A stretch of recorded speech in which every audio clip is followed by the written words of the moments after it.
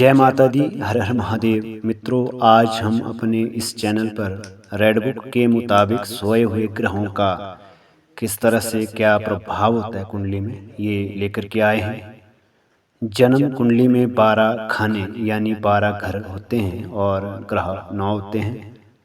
ऐसे में प्रत्येक व्यक्ति की कुंडली में कोई ना कोई घर ऐसा होता ही है जिसमें कोई ना कोई ग्रह वहाँ मिस होता है, अर्थात उस घर में कोई ग्रह नहीं बैठा होता है।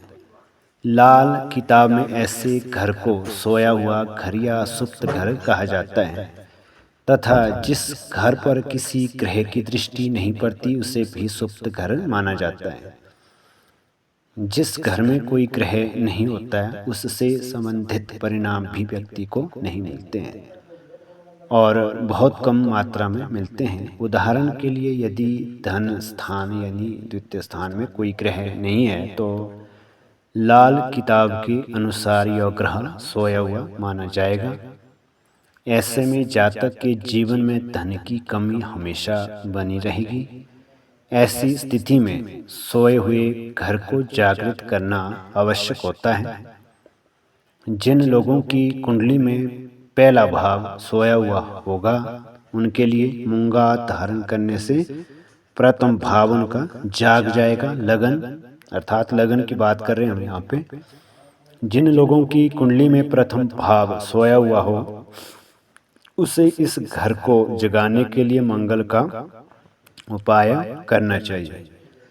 इसके लिए मंगलवार का व्रत करें। मंगलवार के दिन हनुमान जी को बेसन के लड्डू का भोग लगाएं और वहाँ प्रसाद बांटें। मूंगा धारण करने से भी प्रथम भाव जाग जाता है। यदि कुंडली का दूसरा घर सोया हुआ हो तो चंद्र से संबंधित उपाय करने चाहिए। इसके लिए चांदी की अंगूठी और कोई भी आभूषण चंद्र से संबंधित पहन सकते हैं।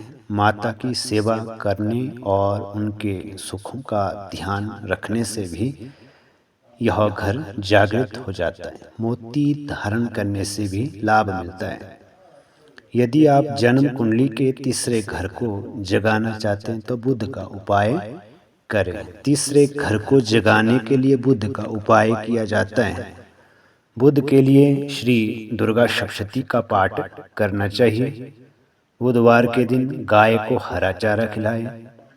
लाल किताब के अनुसार कुंडली के चौथे घर में कोई ग्रह नहीं है तो चंद्र से संबंधित उपाय यहाँ भी रेड बुक में बताया हुआ है। सोमवार को साबूदाने की खीर का प्रसाद वितरण करें।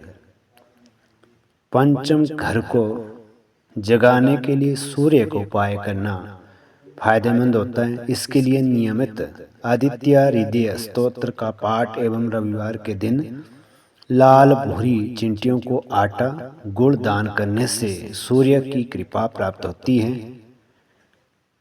छठे घर को जगाने के लिए राहु का उपाय करना चाहिए। जन्मदिन से 8वां महीना शुरू होने पर 5 महीने तक बादाम मंदिर में चढ़ाएं। जिससे जितना बादाम जो है आप मंदिर में चढ़ाएं उतना वापस घर में ला करके रख दें।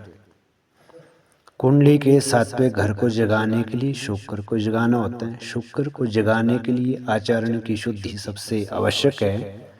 स्त्रियों का अपमान ना करें, किसी से दुर्व्यवहार ना करें। अष्टम घर को जागृत करने के लिए चंद्र से जुड़े उपाय किए जाते हैं। इसके लिए चांदी का कोई आभूषण पहने रखें या अपने जेब में चांदी की ठोस गोली रखें। नवम भाव सोया हो तो गुरुवार के दिन पीले वस्त्र धारण करने चाहिए। ऐसा व्यक्ति सोना पहनकर रखें या मस्तक पर केसर का तिलक करें। इन उपाय से गुरु प्रबल होता है और नवम भाव जागता है। दशम भाव को जागृत करने के लिए शनिदेव को उपाय करना चाहिए। शनिवार के दिन हनुमान जी के दर्शन करें।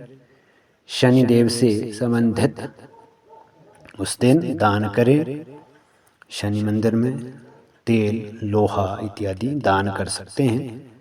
एकादश अर्थात 11वें घर को जगाने के लिए गुरु को प्रसन्न करना आवश्यक है। गुरुवार का व्रत करें, गाय को केला खिलाएं, गुरुवार को चंदन का तिलक लगाएं। यदि किसी जातक की जन्म कुंडली का द्वादश भाव अर्थात 12वां घर सोया हुआ हो तो घर में कुत्ता पालना चाहिए। पत्नी के भाई की सहायता करनी चाहिए, जिससे जो द्वादश घर जागृत हो जाएगा। जय माता दी, हर हर महादेव। मित्रों, आशा करता हूँ कि आपको ये जानकारी काफ़ी अच्छी लगी हो। यदि आप हमारे चैनल पर नए हो तो चैनल को सब्सक्राइब करें, वीडियो को शेयर करें। कल हम किसी और टॉपिक पर वीडियो लेकर के आएंगे। तब तक के लिए जय माता दी, हर हर महादेव।